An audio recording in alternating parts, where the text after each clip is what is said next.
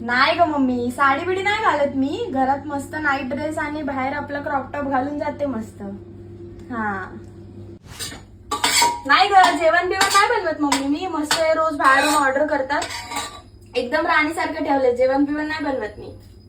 हा नाही ना मम्मी, काहीच काम नाही करायला लागत मला. घरात 2-2 कामवाले ठेवलेत. आपले येतात मस्त झाडू भांडी कपडे सगळं करून जातात. मी काहीच काम नाही करत घरात अजिबात. हा अरे नाही ना मम्मी, हाताने कपडे नाही धुवत मी. नख तुटतील ना माझी.